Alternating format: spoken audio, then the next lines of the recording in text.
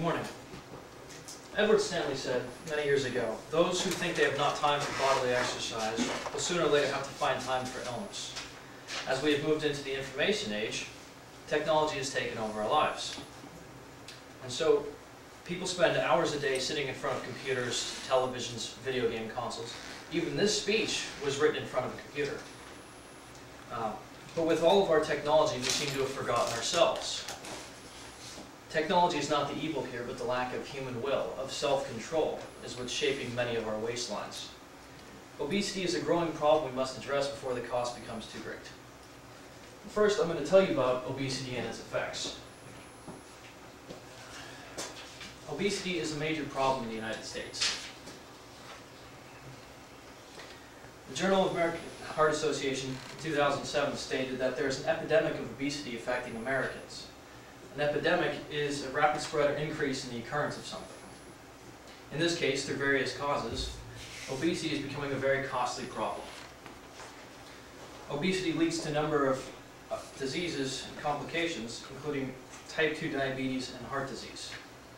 And there is a direct correlation between obesity and type 2 diabetes. In 2003, the University of Colorado found out that most people with type 2 diabetes do not engage in regular physical activity. While in 2007, the University of Leicester found that regular physical activity, keeping yourself healthy, can actually prevent or at least delay type 2 diabetes. Obesity leads to heart disease, which is the leading killer in the United States. And according to the Center for Disease Control in 2005, 652,091 people died in the United States from heart disease. That's 27% of all deaths.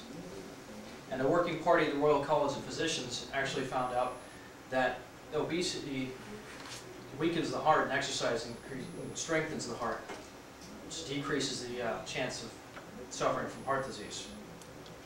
Being lethargic and obese can actually affect a person's bones, as the American College of Sports Medicine found that weightlifting can actually increase skeletal tissue in young adults and decrease the bone loss in middle-aged and older persons, which in turn lowers the risk of bone complications and diseases such as osteoporosis. Obesity also does cost a lot of money.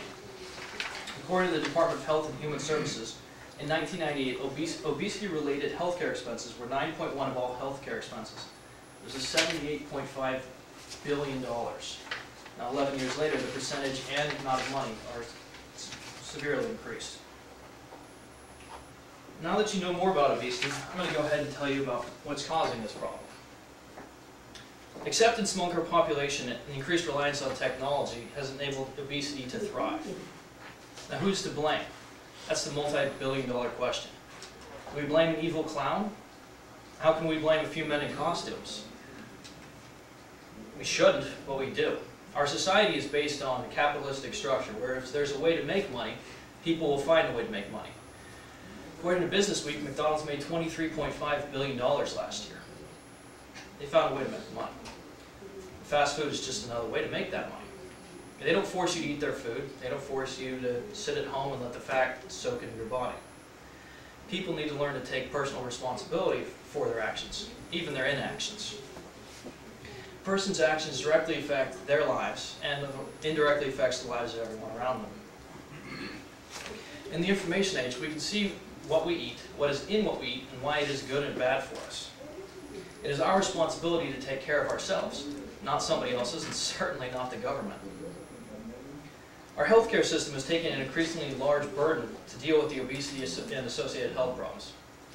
An economist at RTI International, Dr. Finkelstein, in 2007 said, "When you have a first-rate medical system that can cure diseases that obesity promotes, you no longer need to worry about being obese." However, the same Dr. Finkelstein also said, the average obese person costs employers at least $732 extra when the employer provides health care. And this is also thought to cause a slower increase in the wages of obese people. Just because we can cure diseases that are brought on by obesity, does that really mean that we should? I mean, one solution just takes time, while the other solution takes thousands of dollars and time.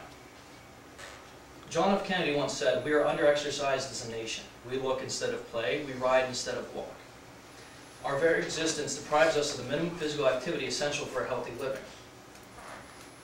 Technology has enabled us to work from home, to get to work faster, or to learn almost anything we want to via the internet. On March 26th, the Council for Research Excellence released a study that says the average person spends approximately 8.5 hours in front of a screen a day. It's televisions, cell phones, computers, etc.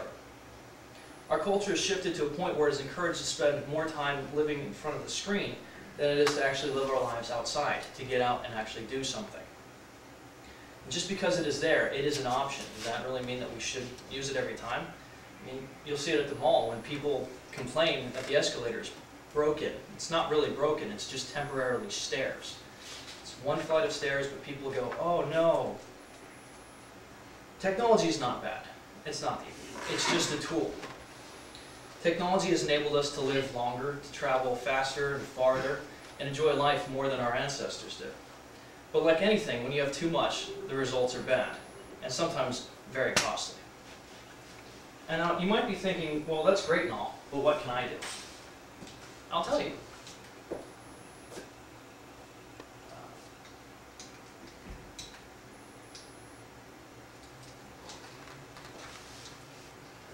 There are a number of things that you should do to help solve this problem. Turn off the TV and go for a walk. The American Heart Association recommends 30 minutes of exercise daily. And if you don't like walking or don't feel like going for a walk, the Mayo Foundation for Medical Education and Research suggests playing a sport or taking dancing lessons. Find a way to make exercise fun for you. Be careful what you eat. Know what it is you're putting in your body. I'm not saying count calories, I'm just saying be aware so you're not only eating junk food. Motivate your friends and family. Exercising alone is sometimes hard. And when you've got another person with you, you can keep each other on track. Just remember to not let each other give up and to keep each other motivated. Take personal responsibility for your actions. The clown doesn't force you to eat McDonald's. You can ignore the king, and Jack can stay in his box. Make a conscious choice about where you eat or the activities that you participate in. And don't sit around blaming someone else for your life. And now in review, I'm going to go ahead and reiterate some of my main points. First, the problem that I've talked about is obesity, and it is growing. Second, there are a few causes for this problem, but the main cause is human choice. Finally, I've covered a few things that you can do to help yourself, your friends, and your family. The Greeks understood that mind and body must develop in harmonious proportions to produce a creative intelligence. And so did the most brilliant intelligence of our earliest days, Thomas Jefferson, when he said no less than 2 hours should be dedicated to exercise daily. Now, if the man who wrote the Declaration of Independence was Secretary of State and twice President could give it 2 hours, surely our children can give it 10 or 15 minutes. John F. Kennedy. Thank you.